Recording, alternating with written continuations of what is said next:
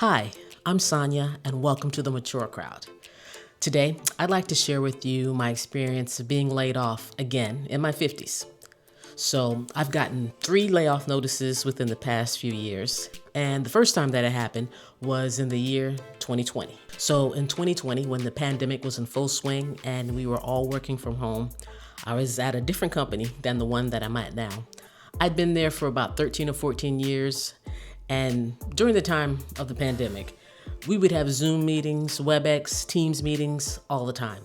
I mean, all the time. Some of those meetings could have been an email. So one day, I get this meeting invite. No big deal, because like I said, we have them all the time. When I log in, there are people popping on to the meeting. I see this lady named Nikki. And I was like, Nikki is in HR. Why is she in our meeting?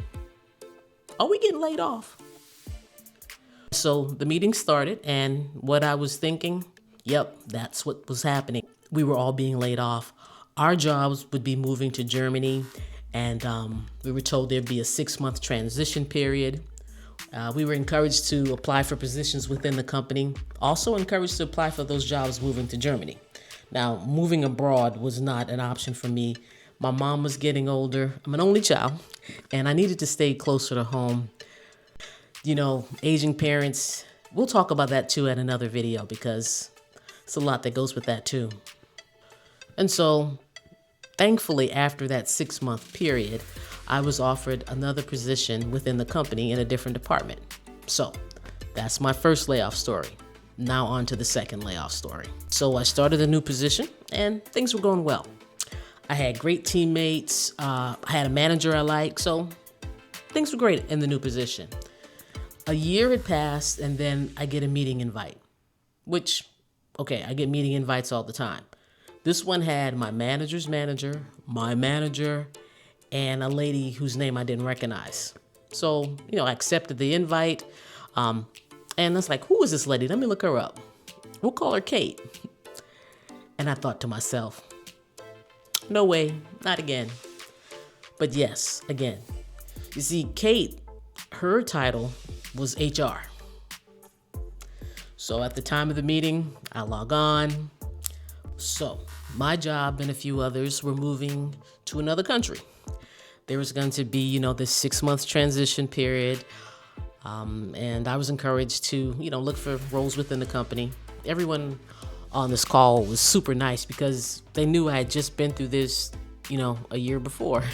I remember asking Kate from HR, was this a company record? And she said, I think it is, Sonia, because I don't know of anybody else who has had 2 layoff notices a year apart. So I hold that record there.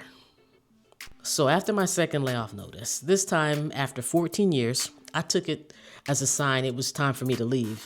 And that's what I did. After 6 months, I left. And during that 6 months, I had a good time, because I got severance and I did some traveling, did some fun stuff. And then after a few months, I decided to apply for some jobs, and I got a new job where I am now. So now let's move on to the third layoff notice. So I work from home, and a few months ago, I started my workday just like I usually do. I walk up to my home office, log in and get started. And then after about 30 minutes of working, I get a meeting invite. So the meeting invite is from a woman, I don't recognize her name, but my manager's copied on it. No big deal, because from time to time, people from other departments would reach out to ask questions about how we could help them and sometimes to collaborate. This meeting was set for 9:30, and at the time it was 8:30. So I accepted the meeting and went back to working. But, something just kept tugging at me to check the invite again, because I just, accepted it quickly and went on about doing my thing. So I opened it again, and I noticed a short message in the body of the meeting invite, and it said, given the sensitive nature of the conversation, please make sure you're in a private place. What does that mean? So I looked up the person who sent the meeting invite. Her title was a little different. It didn't say HR, but I'm thinking, she's in HR. It's happening? Am I getting laid off again? So at the time I logged in, when the meeting started, The first person I see is my manager, and he is looking somber.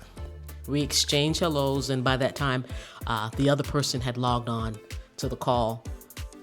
He went ahead and he started the meeting by saying, "Hey, Sonia, I don't want to delay this, so let's just get started." He then picks up this paper and he starts reading from a script. And it's saying, yep, my role would be eliminated. Same thing again, 6-month transition period. So I'm always thankful that all my layoffs have not been immediate. There's been this transition period. I was encouraged to look for jobs within the company. And he was reading some other things, and I started smiling. I think I maybe even chuckled a little bit. I looked at that lady from HR, and I think she was a little confused by my reaction. She was probably thinking, oh no, she's not taking it well. She's cracking up. We're gonna have to get her counseling. But no, I was laughing because I was thinking this is really happening to me again in such a short amount of time. It was a little shocking, but hey, things happen. Okay. So with this new layoff, I am approaching it like I did the others. I'm praying. I'm trying to be strategic about my next move. I'm being real with myself. I've looked around a bit, and the job market, it changes so fast, and it's not like it used to be, that's for sure. If I can give you some advice in your career, no matter where you are, is that no job is guaranteed, and to always be learning to better yourself, to make yourself more marketable. Any new skill that you can add is helpful.